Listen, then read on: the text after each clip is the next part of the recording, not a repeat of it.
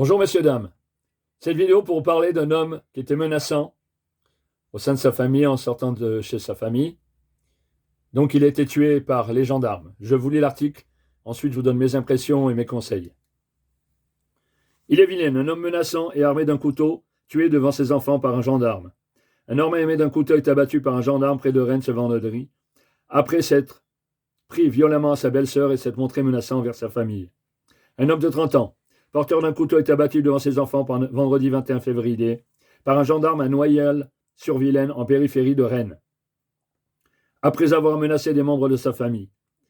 Hier soir, à Noyelles-sur-Vilaine, rue Ravel, vers 16h30, un homme de 30 ans décédé après avoir été victime d'un tir effectué par un gendarme au cours d'une interpellation, après plusieurs sommations, et 3 tirs de taser sans résultat. Les services de gendarmerie intervenaient à la suite d'un différend familial. Informé par les membres de la famille que l'homme qui séjournait depuis la veille au domicile de son frère s'en était pris violemment à sa belle-sœur et s'était montré menaçant vers toutes les personnes présentes, un couteau à la main. Le trentenaire venait de quitter le domicile avec 3 de ses enfants âgés de 2 à 6 ans, complètement nus selon la même source. D'après le procureur adjoint, ce sont les habitants du quartier qui avaient signalé la présence d'un homme dans la rue Ravel accompagné de 3 jeunes enfants nus. Les 3 gendarmes arrivés sur place et selon le magistrat étant confrontés à un homme très agité, armé d'un couteau, dans une descente de garage avec les 3 enfants derrière lui. Les circonstances précises de l'intervention pour mettre à l'abri les 3 enfants interpellés dans père font l'objet d'une enquête en cours par les services de l'inspection générale de la gendarmerie nationale, expliqué Jean-Marie Blin. La gendarmerie estime que le militaire a dû faire usage de son arme. Le gendarme ayant tiré le coup mortel actuellement tendu sous le régime de la garde à vue, dans le cadre de l'enquête de flagrance ouverte du chef de violence volontaire, ayant entraîné à mort sans intention de donner la personne dépositaire de l'autorité publique, a-t-il précisé. Les faits de violence et menaces de mort sur les membres de la famille de la personne décédée font l'objet d'une autre enquête confiée à la section de recherche de la gendarmerie, toujours selon Jean-Marie Blin.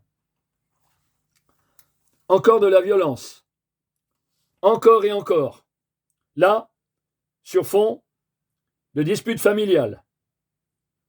Donc avant de passer à autre chose, je vous dis, si un homme, mesdames, les enfants, un homme, un mari, un amant, un compagnon, un concubin, commence à être agressif et tout, s'il y a des menaces de mort, s'il empoigne un fusil, une arme,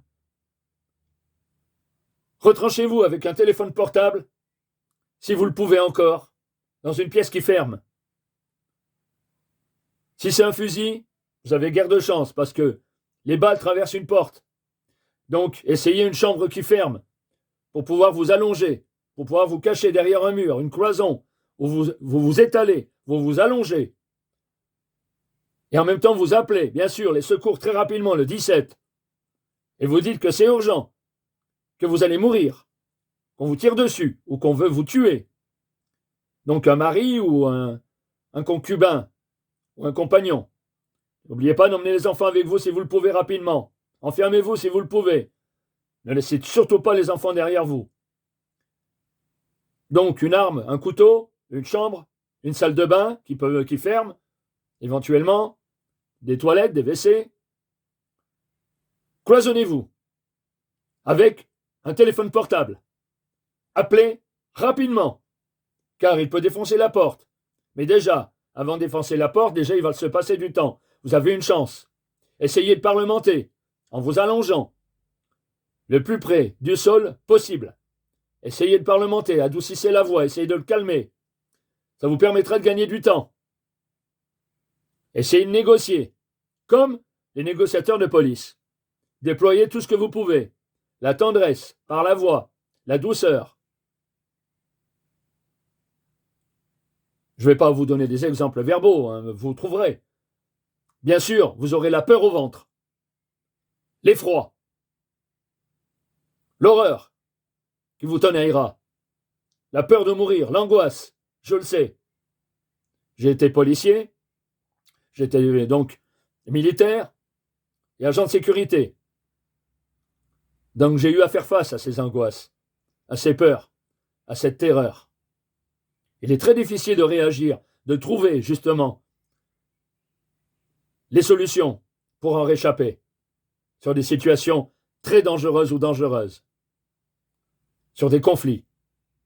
Mais je vous dis, essayez de négocier par la douceur, la voix. Ça vous sauvera la vie, surtout si c'est un époux, un compagnon ou un concubin très violent, agressif, surtout sous l'emprise de l'alcool. Donc si vous le pouvez rapidement, réfugiez-vous avec vos enfants si vous en avez, ou vous-même, si vous êtes seul, dans un espace fermé, clos, que vous pouvez fermer à clé. N'hésitez pas à mettre des meubles, comme au cinéma, dans les films. Mettez tout ce que vous pouvez contre la porte. Si vous pouvez pousser un meuble, même léger, ça suffira, déjà. Et appelez en même temps, rapidement, le 17. À voix basse, bien sûr, si vous le pouvez, pour pas que l'individu, votre compagnon ou votre concubin entende ce que vous êtes en train de dire. Ça va l'exciter. Il va être encore plus agressif, violent et avoir des envies de meurtre. Donc, essayez en même temps, vous parlez à la police ou à la gendarmerie, vous leur dites, attendez, je dis un mot à la personne qui est derrière la porte, à l'individu, et vous essayez en même temps de parler. Ne les laissez pas sans parole, dans le vide. Il ne va pas comprendre, il va s'exciter, il va prendre peur, donc il va être lui aussi terrorisé, donc ça va amener de la violence, de l'agressivité, de l'envie de tuer. J'ai été sur des missions de police telles que celle-là, donc je sais de quoi je parle. Protégez-vous, et si vous voyez un compagnon agressif, un mari agressif, souvent violent avec vous, physiquement, verbalement, partez. Amenez vos enfants un jour qu'il est au travail ou quoi, partez, réfugiez-vous, allez voir la police, la gendarmerie, ou allez dans un foyer. Partez, loin, sans donner d'adresse, avec votre téléphone portable et ce que vous pouvez emmener, les habits, les vêtements, de vous nourrir. Allez voir une assistante sociale. Ne restez pas muette, car vous pouvez mourir. Les femmes tuées par leur concubin, leur mari, c'est récurrent, malheureusement. Si je me souviens, il me semble que c'est une victime tous les 2 jours. Une femme tuée à domicile. Pensez-y. Il y a très longtemps que j'ai quitté la police, donc je vous dis, je me fie aux statistiques, à ma mémoire, mais je ne crois pas me tromper de beaucoup.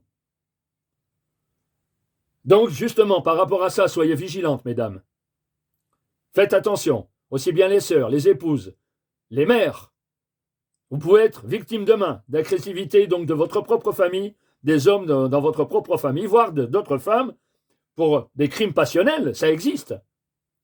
Donc sur toute matière de violence, d'agressivité, ou si vous voyez de menaces de mort, ne restez pas à proximité de ces personnes quotidiennement. Partez. Cherchez-vous un autre logement, cherchez un foyer, allez voir une assistante sociale. Faites-vous assister, vous avez des associations également. Vous allez sur Internet, vous en trouvez. Ne restez pas à côté de ces individus qui demain pourront vous tuer. Attention, surtout l'effet de la drogue ou l'effet de l'alcool, ça arrive. Vous avez des compagnons, des maris, des concubins qui se droguent et qui s'alcoolisent, ou les deux. Donc ça va justement amener une violence encore plus importante, très forte, car ils ne se contrôlent plus. Donc je vous dis, voilà, je vous dis partez, fuyez. Et si c'est le jour même, fuyez. Si vous pouvez prendre la sortie, fuyez. Sans oublier, si vous avez des enfants, de les emmener avec vous, de courir le plus vite possible, si vous le pouvez, ou d'ameuter vos voisins. Il y a bien un héros dans votre immeuble. Quelqu'un d'assez corpulent qui pourra maîtriser le mari, le concubin, ou l'amant, ou les hommes que vous avez dans votre domicile, un homme que vous avez dans votre domicile, qui sera à même de le maîtriser peut-être. Donc amenez avec vous la clameur publique, criez, au secours, criez, tout ce que vous pouvez. Criez. Je pense vous avoir tout dit. Faites attention, je vous dis, ne restez pas, mesdames, mesdemoiselles, avec des hommes alcoolisés, drogués, qui récidivent quotidiennement dans leur violence envers vous, dans leur agressivité. Ça vous évitera demain, je vous le dis, purement et simplement, de vous amener au cimetière, ou à l'hôpital, ou avec des cécités, des handicaps graves. Ces femmes-là, elles peuvent se compter sur notre territoire, aussi bien en Europe qu'à l'étranger d'ailleurs. L'homme sera toujours plus fort que vous, mesdames, à part si vous êtes, bien sûr, des championnes de boxe ou de karaté ou de sport de combat, bien évidemment. Vous pourrez peut-être le maîtriser, mais s'il est armé, qu'il a un fusil de chasse, ou qu'il a une détention d'armes, ou qu'il n'en a pas, qu'il est armé d'une arme à feu, ou des couteaux de cuisine, vous ne serez plus là.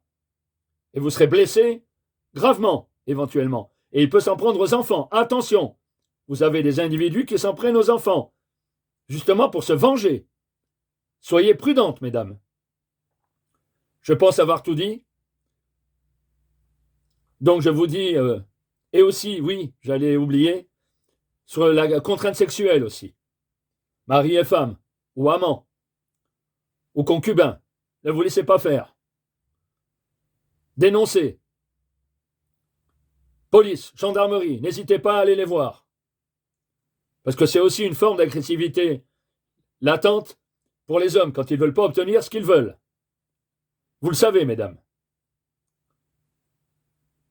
Donc attention, pas de naïveté, pas de dépendance. Si vous travaillez, c'est très bien. Essayez de trouver un emploi, car la dépendance, justement, crée ce mutisme chez les femmes. Je l'ai vu en matière de police, quand j'allais dans les couples, quand j'allais à domicile, sur les missions de police, qui étaient très dangereux. On nous disait toujours de nous mettre en retrait, car le mari, fou furieux, violent, armé d'une arme à feu ou armé d'un couteau, peut s'en prendre aux forces de l'ordre. C'est des situations très dangereuses, mesdames, messieurs, comme vous pouvez ne pas l'imaginer. Un individu qui perd tout, qui perd sa famille, qui perd son logement, qui perd ses repères, peut être très dangereux. Je vous remercie de m'avoir écouté sur ces faits. Je pense vous avoir dit un maximum de réponses si vous avez eu des questions toute votre vie et vous avoir donné de bons renseignements. Je vous invite donc à aller sur ma chaîne YouTube cqconseil.com et sur notre site également cqconseil.com où nous avons des formations, entre autres le cambriolage, et comme ça, vous éviterez d'être une victime demain. Je vous remercie de m'avoir écouté.